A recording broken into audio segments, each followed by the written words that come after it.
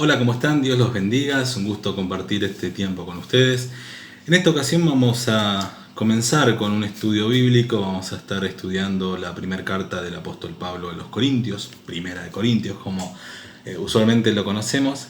Y en esta oportunidad vamos a estar viendo la introducción a ese libro, ¿sí? Este libro consta de, o esta carta mejor dicho, consta de 16 capítulos y por supuesto nos va a llevar un tiempo. La idea no es que cada video de esto sea demasiado largo, pero por supuesto vamos a tratar de hacerlo de la manera más completa posible. Aunque, por supuesto, que cuando uno estudia de esta manera la palabra de Dios, la Biblia, no alcanzarían realmente los videos para tanta información que uno va encontrando a medida vamos estudiando. Así que bueno, vamos a tratar de en este estudio poner la mayor parte de información posible dentro del tiempo que tenemos, por supuesto, en este tipo de videos, ¿sí? Pero bueno, más que nada la idea era que estos videos queden grabados, queden a disposición de cualquier persona que los necesite, y por eso escogimos hacerlo mediante YouTube, ¿sí? De esa manera, reitero, queda a disposición, queda como una herramienta para aquel que necesite estudiar esta carta o incluso que necesite, que quiera dictar algunas enseñanzas en base a esta carta, les queda este material a disposición, por supuesto. Así que bueno, sin más que agregar, vamos a comenzar, vamos a hacer una pequeña oración para empezar, ¿sí? Recordemos que siempre el estudio de la palabra de Dios siempre debe ser acompañado de oración. Así que bueno, vamos a hacer una oración, vamos a dar gracias al Señor y vamos a comenzar en este caso con la introducción a Primera de Corintios. Señor, te damos gracias por esta oportunidad que nos das de estudiar tu palabra, de poder compartirla incluso por medio de las redes sociales, lo cual creemos que es una herramienta que tú también pones, Señor, en nuestras manos para que podamos compartir tu palabra. Padre, gracias por todo lo que nos das. Señor, hacemos todo para la gloria de tu nombre. Amén y amén. Bien, entonces decíamos, Primera de Corintios es una carta escrita por el apóstol Pablo a la iglesia ubicada en la ciudad de Corinto.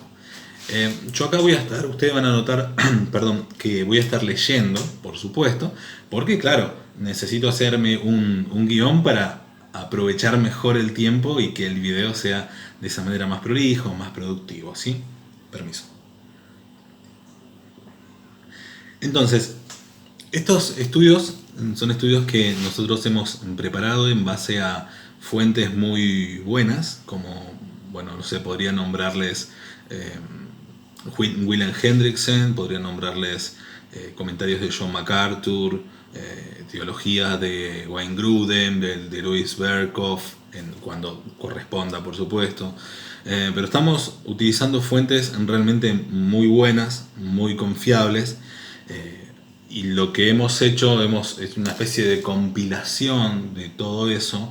Hemos estudiado esos comentarios para ver cuáles eran justamente los puntos de vista de cada uno de estos autores y hemos llegado a esto que vamos a compartir con ustedes. Así que bueno, otra cosa importante, es indispensable de que este estudio sea acompañado de la lectura bíblica, ¿sí? Nosotros probablemente en algún momento leamos el versículo, o sea, el texto correspondiente a un versículo, y en otras ocasiones tal vez simplemente mencionemos la ubicación, ¿sí? El número de capítulo y versículo. Pero siempre debe ser acompañado el estudio con la lectura bíblica, ¿verdad? Vamos a estar utilizando la versión Reina Valera 1960 por una cuestión de que, bueno, acá en Argentina es la que más se utiliza. Sé que tal vez hay traducciones hoy por hoy, si bien la Reina Valera 60 es muy buena traducción, hay traducciones hoy que incluso son un poquito mejores, o considero que son un poquito mejores, como sería la Biblia de las Américas o incluso la Nueva Biblia de las Américas, que son traducciones también literales y que creo un poquito mejor. Pero por una cuestión de que no quiero de que ustedes, si es que están acompañándonos con su Biblia, no quiero que se mareen, que se confundan, porque es incómodo a veces cuando alguien nos está leyendo, nosotros también estamos leyendo el mismo texto y estamos leyendo versiones diferentes. Así que por eso hemos escogido la versión 1960 de Reina Valera. Así que bueno, comenzamos entonces. Primera de Corintios es una carta, repito por tercera vez, discúlpenme, que contiene 16 capítulos, ¿sí? El resumen del tema principal. Esta carta trata especialmente los problemas que la iglesia en Corinto estaba enfrentando. Dentro de estos problemas encontramos desacuerdos, inmoralidad, problemas en la forma de la adoración pública y confusión acerca de los dones del Espíritu Santo, que es un tema que cuando lleguemos, hoy por hoy es un tema un poquito delicado, pero bueno, es importante tratarlo. Ya llegaremos a ese punto, ¿sí? Autor y fecha. Como se indica en el primer versículo que vamos a ver, la epístola fue escrita por el apóstol Pablo, muy probablemente en la primera mitad del 55 después de Cristo aproximadamente. ¿Y desde dónde fue escrita? Fue escrita desde Éfeso, mientras Pablo estaba en su tercer viaje misionero. El apóstol tenía la meta de permanecer en Éfeso para completar su estadía de 3 años. Esto lo podemos ver en Hechos, capítulo 20, versículos 31, hasta Pentecostés, que era aproximadamente entre lo que para nosotros sería mayo-junio del año 55. Esto lo pueden ver en 1 Corintios, capítulo 16, mucho más adelante, en el versículo 8. Después, él esperaba estar en Corinto para el invierno. Su partida a Corinto era esperada aún mientras escribía. Voy a hacer una pequeña pausa acá. En esta introducción tal vez encuentren datos que por ahí no son o no consideren tan importantes, pero créanme que todos estos datos, luego cuando empecemos a estudiar los capítulos, se van a dar cuenta que sí eran importantes para el estudio de esta carta. También vamos a estar viendo, a medida que vamos estudiando Corintios, vamos a estar viendo otros versículos, otros pasajes en otros libros de la Biblia que suceden acontecimientos que son contemporáneos, que sucedieron casi en el mismo momento en que se estaba escribiendo esta carta o poquito tiempo atrás. Así que bueno, por eso vamos a estar en algún momento yendo y viniendo a algún que otro libro, ¿sí? Bueno, volvemos a 1 Corintios, entonces, contexto histórico. La ciudad de Corinto estaba localizada en la parte sur de Grecia, en lo que era la provincia romana de Acaya, aproximadamente a 72 kilómetros al oeste de Atenas. Esta parte baja, llamada el Peloponeso, está conectada al resto de Grecia por un istmo de 6.4 kilómetros de ancho. Yo les voy a compartir unas imágenes, ¿sí? Acá en el video, para ir ilustrando esta parte. Esto de la ubicación de este istmo y lo que vamos a mencionar ahora a continuación es muy importante para entender lo que estaba pasando en Corinto. Así que los aliento a que prestemos atención a esta parte porque es realmente muy importante. Vamos a ver una especie de diccionario que vamos a hacer con algunos términos que tal vez no sean muy frecuentes de usar y por ahí alguien diga, ¿y eso qué es? Así que dijimos recién de que esta parte, ¿sí? Donde estaba ubicada, es denominado el Peloponeso y que estaba conectada al resto de Grecia por un istmo. Ahora, vamos a ver en este momento dos palabras o dos términos. En primer lugar, península. Vamos a hablar de península. ¿Qué es una península? Muchos ya lo saben, otros quizás no, así que vamos a refrescar eso brevemente. Una península es una extensión de tierra que está rodeada de agua por todas partes, excepto por una zona o istmo que la une a un continente. Voy a estar dejando una imagen para que podamos verlo y comprenderlo de una mejor manera. Entonces, una península es una extensión de tierra que está rodeada de agua por todas partes, excepto por una parte o por una zona que es denominada, esta zona es denominada istmo, y ese istmo la une a un continente, une la península a un continente. Recién habíamos mencionado Peloponeso. Bueno, el Peloponeso es una península de Grecia, justamente, que está unida por el istmo de Corinto, que actualmente está cortado por el canal de Corinto. Si bien yo voy a compartir imágenes con ustedes, creo que diciéndolo de esta manera es más claro. Un istmo es una especie de camino de tierra que une una parte de tierra con un continente. Así que imagínense que tenemos, igual yo les voy a compartir la imagen, tenemos una porción de tierra acá, un continente acá, agua en el medio. Ese caminito que une una parte con otra se denomina istmo. Y ahí es donde estaba ubicada la ciudad de Corinto. Corinto está cerca de la mitad del istmo y está situada en una meseta alta. Por muchos siglos todo el tráfico terráqueo de norte a sur en esa área tenía que pasar a través o cerca de esta ciudad antigua. Debido a que el viaje por mar alrededor del Peloponeso representaba un viaje de 400 kilómetros, ¿sí? Aproximadamente, era un viaje muy peligroso y obviamente también tomaba, por supuesto, mucho tiempo. La mayoría de los capitanes trasladaban sus barcos sobre plataformas con ruedas o estructuras con ruedas para cruzar ese istmo, pasando directamente por la ciudad de Corinto. Como era de esperarse, Corinto prosperó como una de las principales ciudades de comercio. No solo para la mayoría de Grecia, sino para gran parte del área del Mediterráneo, incluyendo el norte de África, Italia y Asia Menor.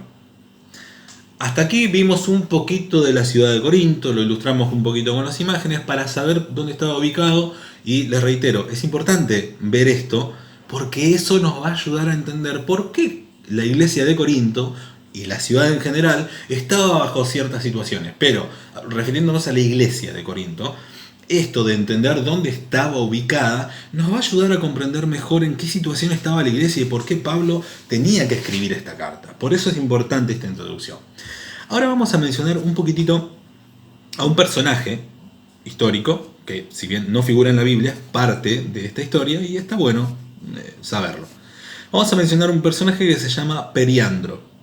Periandro fue el segundo gobernante tirano de Corinto, un verdadero asesino que fue capaz de asesinar a su esposa Melisa y luego, acusando falsamente de esa muerte a un joven, lo mandó a castrar como castigo. Mandó a castrar a muchas personas, a muchos jóvenes, y entre esos mandó a castrar falsamente, acusándolo falsamente a un joven, ¿verdad? Periandro era un verdadero tirano en todo sentido de la palabra, ¿sí? En el sentido político, pero también en el sentido de que era una persona muy, muy brava, ¿sí? Muy violenta. Pero bueno, Periandro fue también a quien se le ocurrió construir un canal para facilitarle el transporte de mercancía, aunque al final terminó edificando un cruce de piedra con el nombre de Diolkos, palabra que significa plataforma deslizable sobre ruedas. Acá me estoy refiriendo, volvemos al tema del istmo de Corinto. Periandro fue al que se le ocurrió inventar, vamos a decir así, diseñar un medio de transporte para que aquellos que trasladaban mercancías o aquellos que necesitaban cruzar el istmo de Corinto pudieran cruzar por encima de ese istmo, ¿sí? Entonces Periandro lo que inventa es una especie de plataforma que se llamaba Diolkos y que tenía unas ruedas y que era para poner los barcos encima. O sea, el sistema consistía en colocar pequeños barcos en plataformas para arrastrarlos desde el Golfo Sarónico, que sería al oriente, hasta el Golfo de Corinto, al occidente y viceversa. O sea, que puedan cruzar sus barcos mediante esa plataforma con ruedas por encima del istmo, ir y venir, ¿sí? Una especie de autopista, digamos. Ahora, de esta forma, Corinto podía recaudar una considerable suma de dinero por medio de impuestos, cobrando un peaje por el tránsito de mercancías a través del istmo. Mediante este sistema, Periandro logró conseguir tanto dinero que quitó los impuestos en todo Corinto. Así que podemos ver ya de entrada de que la ciudad de Corinto no era una ciudad que estaba pasando necesidad económica. Otra cosa que estamos viendo es que era un lugar muy transitado por personas que iban y venían de diferentes regiones, ¿sí? Eso es lo que más o menos vimos hasta ahora y lo que me gustaría que que nos quede ahí en la memoria. Entonces, en aquellos tiempos, el rey griego Demetrio y los emperadores romanos Julio César y Cayo Calígula tuvieron la intención de cavar un canal que corriera a través del istmo en su parte más angosta, que tenía aproximadamente 7 kilómetros, 7.25 kilómetros. Fue Nerón el que puso en marcha el proyecto, pero por varias razones rápidamente tuvo que abandonarlo. ¿Qué pasó? No logró financiarlo. Y también corría la creencia de que cavar un túnel, o un canal mejor dicho, era un sacrilegio. Y también se decía de que, o estaba la teoría de que el nivel de las aguas de las dos orillas del istmo era distinto. Así que de esa manera no pudo llevar adelante esa idea, ¿sí? Ahora, por su parte, Vespasiano asumió el mando de las tropas romanas asignadas a Palestina y esclavizó a muchísimos judíos. Josefo, el historiador Flavio Josefo, afirma que en el año 67 este general envió cerca de 6.000 judíos a Corinto para que cavaran a lo largo del istmo.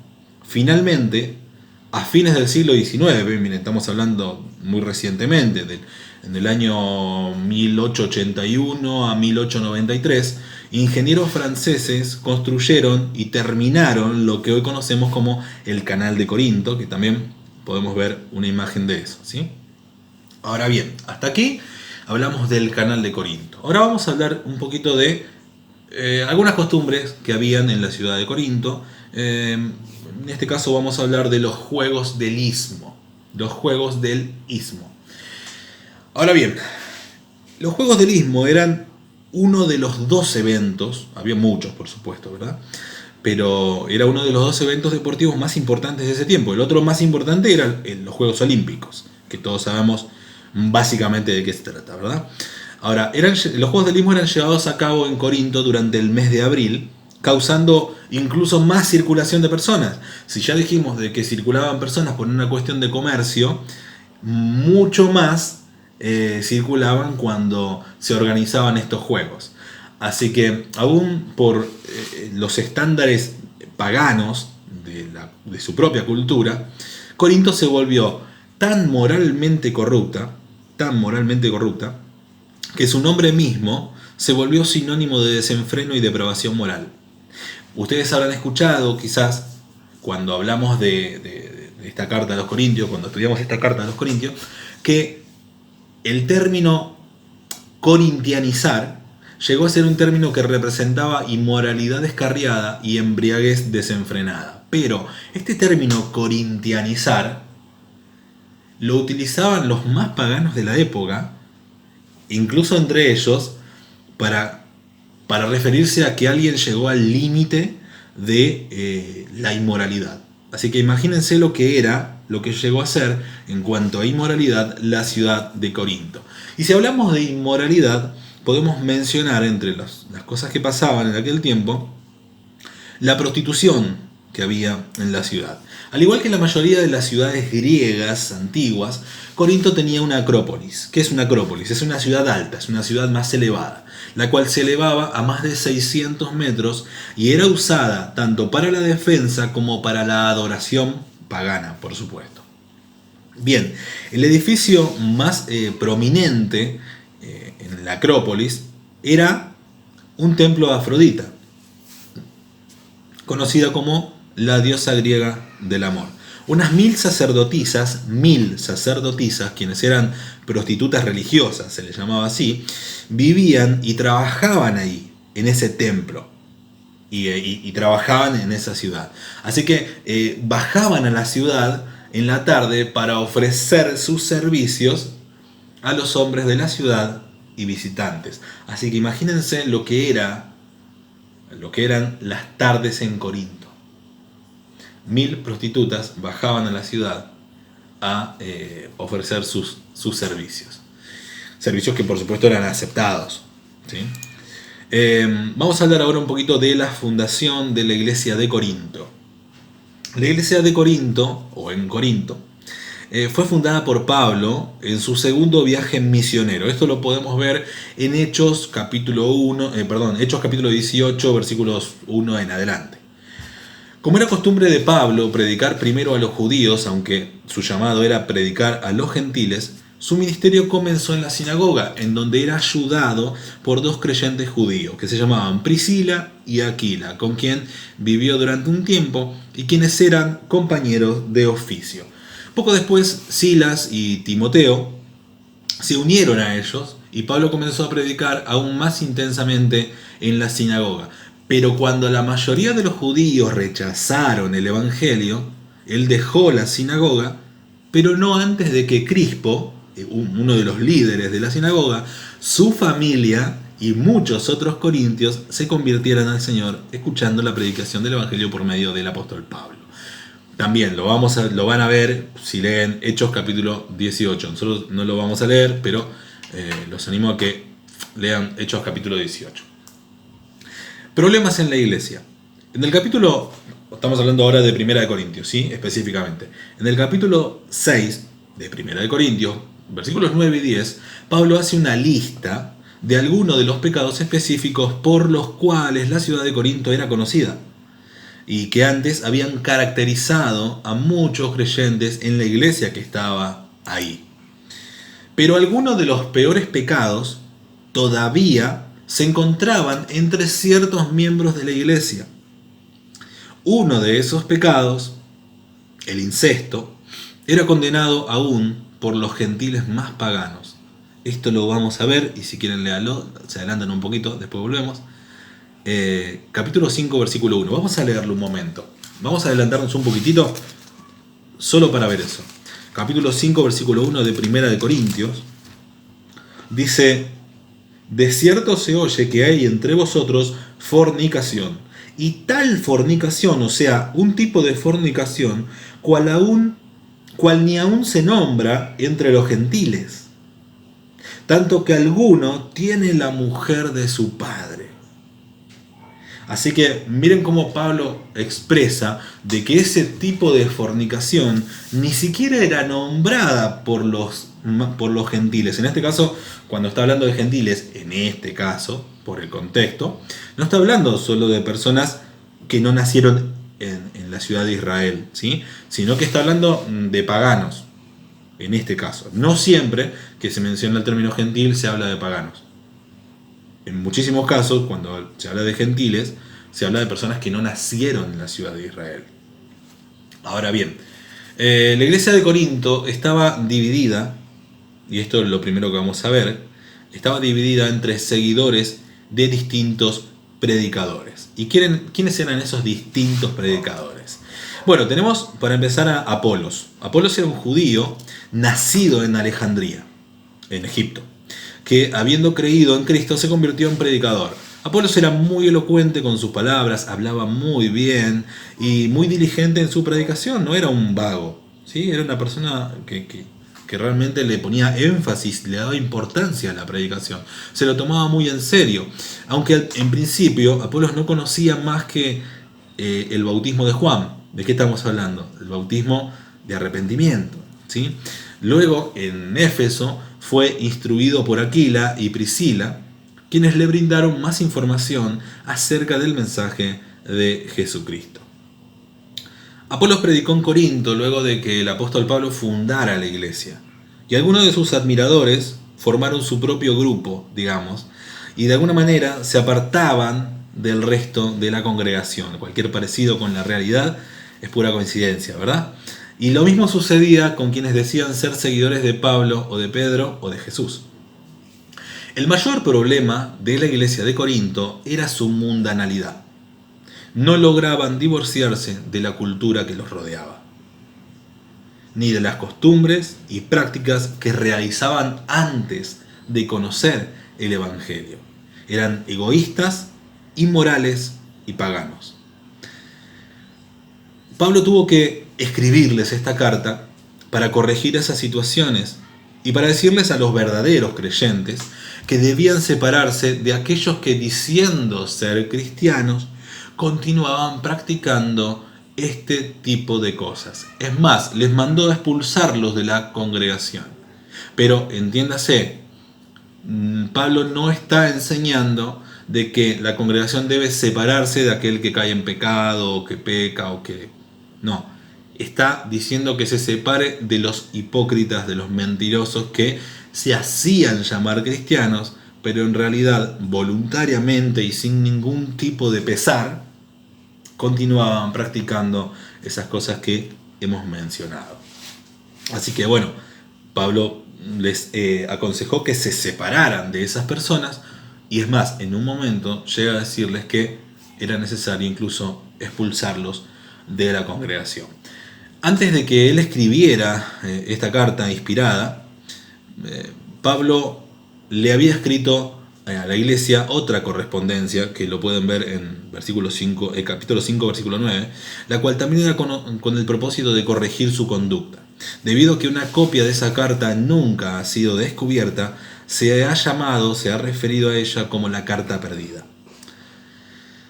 Vamos a tomar, ya para ir terminando, hasta aquí la introducción, vamos a tomar unas pequeñas, breves enseñanzas de lo que hemos visto hasta ahora. En primer lugar, o punto 1, vamos a decir, la influencia. La influencia de lo que nos rodea moldea nuestro carácter. Moldea nuestro carácter. Al igual que toda una ciudad se vio afectada por la influencia de su entorno, nosotros somos influenciados todo el tiempo por los que nos rodea y por las personas con las cuales compartimos tiempo. Vean 1 Corintios, capítulo 15, versículos 33 y 34. Se refiere justamente al tema de la resurrección en ese caso, ¿no? Las personas con las que compartimos tiempo pueden corromper. La palabra corromper significa literalmente pudrir lo bueno que haya en nosotros. Por eso es importante seleccionar o examinar con quiénes compartimos tiempo y qué tipo de influencia recibimos de ellos. No estamos diciendo hacernos sectarios y como soy cristiano no me junto con el que no es cristiano, no, porque de esa manera nunca vamos a poder predicarle a nadie. De hecho, el Señor Jesús compartía tiempo con esa gente, pero había un propósito. ¿Y cuál era el propósito? Predicarles. ¿Sí? Así que la idea no es que nos transformemos en una secta y no nos juntemos con nadie para que no nos contaminen. No, miren, vamos a leer el texto. 1 Corintios 15, 33 al 34, y ya vamos terminando.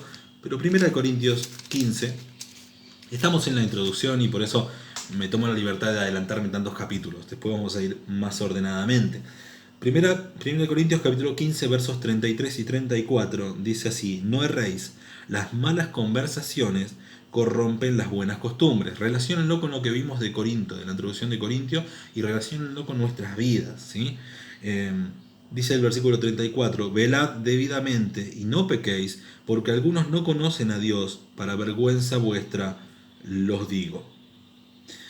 Después continúa el texto, pero reitero el 33. No erréis, no se equivoquen, las malas conversaciones corrompen, pudren, arruinan las buenas costumbres. Incluso, no me quiero poner denso con esto, pero el término utilizado acá para conversaciones es la palabra griega homilía, con J, homilía, que significa no solo conversaciones, sino también compañía, pasar tiempo con alguien. No se trata solo de la conversación, sino del entorno. ¿Sí? ¿Por qué? Porque muchas veces lo que te afecta o lo que me afecta o lo que nos influencia, para bien o para mal, muchas veces no es lo que se nos dice, sino lo que vemos que otra persona hace. ¿Sí? Esto digo, para bien o para mal. Nosotros podemos, creo que fue Steve Lawson, no estoy seguro, quien dijo que algo así como que para algunas personas que no conocen al Señor, nosotros somos la única Biblia que leerán en su vida. No sé si es una frase de él, pero la verdad es que es así, un poco es así. En el sentido de, yo sé que muchos no están de acuerdo con esto, pero en el sentido de que las personas que nunca leyeron una Biblia, las personas que no conocen al Señor, que nunca pisaron una iglesia, que no saben nada de esto, pero saben que vos sos cristiano, que vos sos cristiana, lo más probable es que te observen. Y tus actitudes, por más que no les digas nada, por más que no les prediques, por más que tu esposo, tu esposa, que no es creyente, no te quiera escuchar, te puedo asegurar de que está viendo tus actitudes. Y a eso se refiere también este término conversaciones, homilía. no solo son las conversaciones habladas, sino también la compañía y la interacción que tenemos con esa persona, que fue de alguna manera lo que pasó en la iglesia de Corinto. No toda la iglesia de Corinto hablaron con todas las personas de la ciudad, pero sí la forma de vivir de los habitantes de esa ciudad se les pegó y se transformaron en lo mismo, ¿sí? que había en la sociedad, en el sistema. Así que bien, hacernos un autoexamen y ver hasta qué punto mi forma de ser es moldeada por esas influencias y revisar si esas influencias me son o no de edificación es algo muy importante. La pregunta que deberíamos hacernos sería la siguiente: ¿me ayuda mi entorno a vivir como la palabra de Dios enseña? Y alguien me puede decir, bueno, pero en el trabajo, ¿cómo hago? A ver, voy a tomar una frase del pastor Sugel Michelén, que es así, algo así como: Adán fue desobediente en el jardín del Edén y Jesús fue obediente en el desierto. Entonces no se trata, y parece una contradicción con lo que estoy diciendo, pero no se trata solamente del lugar en donde estés.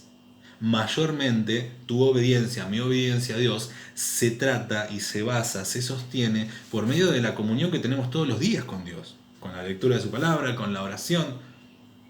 Así que eso es lo que me fortalece para que cuando tenga que pasar por ciertas situaciones o estar en ciertos lugares, pueda permanecer firme como Daniel y como tantos otros ejemplos, ¿sí? Así que parece una contradicción pero con lo que dije antes, pero no lo es. Yo lo que estoy diciendo es que si podés elegir tu entorno, es importante que lo elijas correctamente, porque siempre van a haber influencias, y mucho más cuando la relación con Dios, nuestra búsqueda de Dios, no es la correcta, no es frecuente, no es diaria, no está fortalecida como debe ser. Entonces, de esa manera es más fácil que te tiren hacia abajo y no que vos levantes a alguien. Siempre se pone más difícil, ¿verdad? Una aclaración. Bueno, lo dije con mis palabras, lo tengo acá escrito, pero lo voy a leer de esta manera. A veces no podemos elegir el entorno. Por ejemplo, el trabajo. Se los dije de otra manera, pero bueno, ya está. Pero siempre seremos responsables de cuánto permitimos que ese entorno afecte nuestra relación con Dios. Y yo me había puesto acá de ejemplo José en Egipto. Romanos capítulo 12, versículo 2, en este caso les leo de la versión Nueva Biblia de las Américas, dice: y no se adapten a este mundo, sino transfórmense mediante la renovación de su mente para que verifiquen cuál es la voluntad de Dios, lo que es bueno y aceptable y perfecto. No podemos justificar nuestros malos hábitos por estar en un ambiente hostil. Quizá un segundo punto que podremos extraer de esto es de las malas prácticas que realizaba antes de conocer al Señor. ¿Cuáles dejé de realizar y cuáles todavía no? Todavía no. Reitero, de las malas prácticas que realizaba antes de conocer al Señor, ¿cuáles dejé de realizar y cuáles todavía no? Esto es como para hacerse un autoanálisis y ver en qué situación estamos. Es importante analizarse en este sentido a uno mismo, ¿sí? Haciendo la pregunta tal vez de otra manera. ¿Tengo hoy malos hábitos que había abandonado? Porque esto también puede pasar, que había abandonado y volví a practicar. ¿Qué fue lo que hizo que los practique nuevamente? Son cosas que necesitamos preguntarnos y las propongo en este momento porque creo que tiene mucho que ver con lo que hemos visto en la introducción a 1 Corintios y lo que vamos a ver a lo largo del estudio de esta carta. No debemos ser sectarios. Esto es algo que ya mencioné antes, pero no tenemos por qué formar parte de un grupo cuya doctrina no es bíblica. Eso es verdad, ¿sí? Pero tampoco formar pequeños grupos y aislarme de otros hermanos por el solo hecho de preferir a un predicador en especial o porque no sea parte de nuestro grupo. La Iglesia de Cristo es universal. Y cuando hablamos de Iglesia universal nos referimos a la secta de los brasileros, ¿no? A la que dice pare de sufrir y esas cosas. La iglesia universal somos todos aquellos que, por más que estemos en diferentes congregaciones o incluso en diferentes países del mundo, hemos creído en Jesucristo como nuestro único Señor y Salvador. O sea, creemos en Jesús, hemos acudido al llamado del Evangelio y somos parte de lo que se conoce como la Iglesia Universal de Cristo, ¿sí? Así que la Iglesia de Cristo es, en este sentido, universal. Algunos también dicen católica, y está bien, porque la palabra católica significa universal, pero no nos referimos a la Iglesia romana, ¿sí? Y nosotros, al ser parte de esa Iglesia universal, en este sentido hablando, somos hermanos, más allá de a qué grupo pertenezcamos físicamente, y eso no debemos olvidarnos. No debemos despreciar tampoco a otros por diferencias en doctrinas que son secundarias. Si en lo fundamental creemos lo mismo, entonces somos hermanos y debemos amarnos y respetarnos. En Mateo capítulo 12, verso 25, enseña el Señor Jesús que un reino dividido contra sí mismo no prospera. Jesús dijo esto refiriéndose al reino de Satanás, ya que después de haber sanado a un endemoniado, vean el texto, los fariseos lo acusaban de haberlo hecho con autoridad diabólica. Pero si bien el caso es diferente, el concepto o el principio es el mismo, ¿sí? Una casa dividida contra sí misma no prospera. Y si la iglesia sigue apedreándose mutuamente por diferencias en doctrinas menores, entonces ya no necesitará enemigos, ya no precisará enemigos. Se volverá débil e inútil. Veamos este ejemplo. Saulo mataba a los cristianos creyendo que hacía un bien a Dios. Los religiosos de hoy destruyen a otros creyentes solo por diferencias en doctrinas secundarias. Y lo hacen justamente, al igual que Saulo en ese tiempo, pensando que hacen un bien a Dios. Esos religiosos necesitan que Dios se les presente y les cambie el corazón, al igual que a Saulo. Así que no peleemos por doctrinas secundarias. No seamos sectarios, ¿sí? Respetemos las diferencias cuando esas diferencias no sean realmente importantes. Lo último, y para cerrar, veamos el punto de seguir al hombre. Siempre seguir al hombre conducirá a la división. ¿Pero qué significa seguir al hombre? ¿Estamos hablando de no respetar a nadie? ¿Estamos hablando de no tenerle respeto al pastor, al predicador, al hermano, a la hermana? No. Seguir al hombre, hablamos de fanatismo, y el fanatismo en cualquier área es malo. El exceso en cualquier área es malo, ¿sí? Así que seguir al hombre no es otra cosa que idolatría. Por lo tanto, siempre seguir al hombre en ese sentido, el fanático de tal persona, conducirá a la división, ya sea por decepciones o justamente por fanatismo. El anciano que gobierna bien, dice 1 Timoteo 5:17, el anciano que gobierna bien y se dedica a la predicación y a la enseñanza es digno de doble honor. Reitero, 1 Timoteo 5:17 dice, el anciano que gobierna bien y se dedica a la predicación y a la enseñanza es digno de doble honor. No es algo que estamos inventando. Pero hay que tener cuidado con el fanatismo, ya que ese fanatismo puede convertirse en idolatría. Y después de esa idolatría comienzan las divisiones. Ese es el resultado de la idolatría. Así que bueno, hermanos queridos, espero que haya sido de edificación. Seguramente lo fue, la palabra de Dios siempre es de edificación.